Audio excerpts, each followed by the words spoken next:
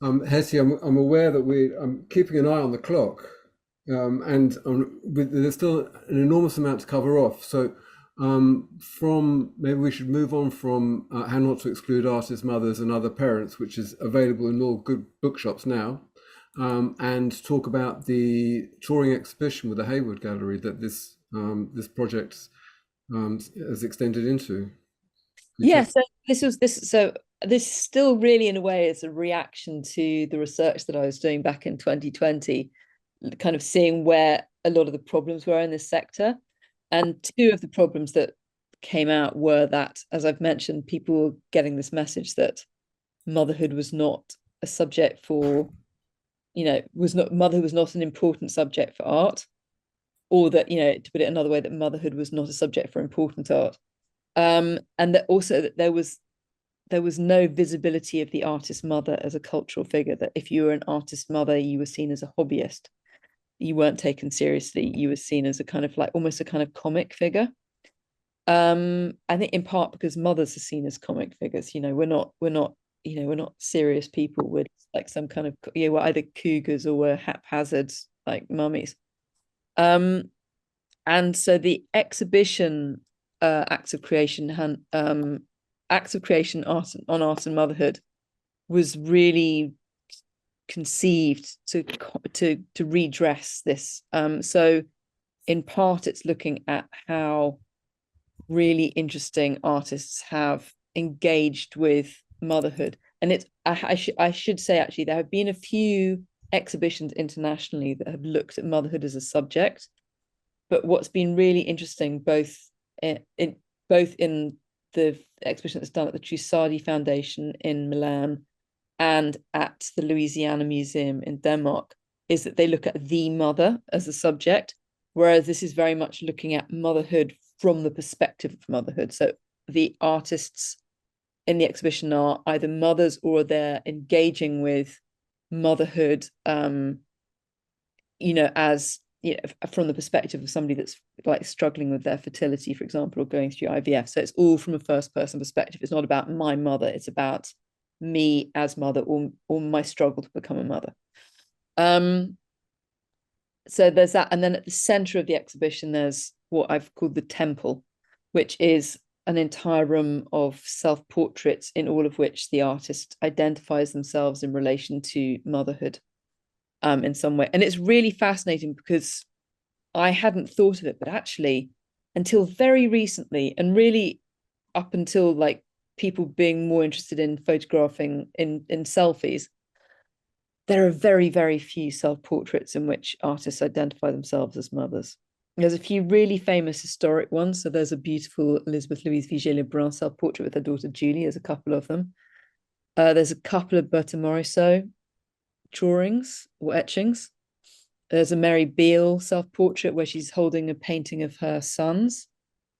But historically, there are very, very, very few, and it's really interesting. And particularly in the 20th century, you know, being an artist was so connected to being part of this kind of avant-garde, having this alternative modernist lifestyle, that it wasn't that parenthood and being an artist was seen as being so separate that people were not that keen to bring them together. That, I mean, we've spoken about this a little bit in the past, Matthew, that the female artists that were really coming to prominence in the 90s, if they did become parents, they were really keeping that very discreetly out of sight in a way that their male contemporaries absolutely didn't. Damien Hirst and Gary Hume were both very kind of public about having children. Mm. But for the women, it wasn't. That was seen as being a bit hazardous.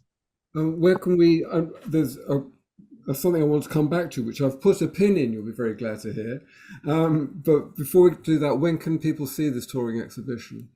Thank you so much. I'm so glad you asked that question. It's very Yes. professional of you. Uh, so the exhibition opens at the Arnolfini on the 9th of March, and it then tours to the Mac in Birmingham.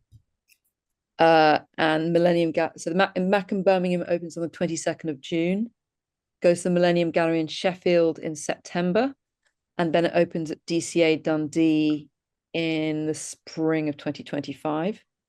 And there's a book which both covers the kind of same ground as the exhibition, but also expands much further and like looks at the figure of the mother art historically, and goes back into devotional figures and into things like goddess culture.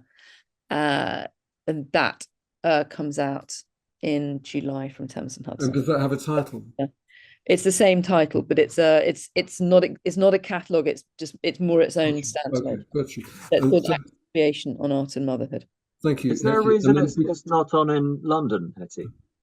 Hayward touring exhibitions tend not to start in London. They tend to always be touring exhibitions. Could it end in London? Are there thoughts around that? No, it's not going to end in London. It's so London centric. I'm scandalized. but he doesn't even live in London. Well, I did hesitate to use the word regional, otherwise Kirsty would be telling me off. Oh, she would. Try my best, Hettie. So one last thing before, and I know that there's a couple of questions I've noticed that relate to this, but could we remove that pin and talk a little bit about the route back into the art world before we go to break? Yeah, I mean, this is something I'm really keen to do a little book on. And again, very much like, what I haven't gone into is it's been a massive struggle to get a book on this subject published. I've been through every arts publisher in the UK or internationally, and they've just seen this as a niche subject. They don't think motherhood's an interesting topic at all. They don't think anybody wants to look at this kind of thing. So it was a huge fight to get this book published.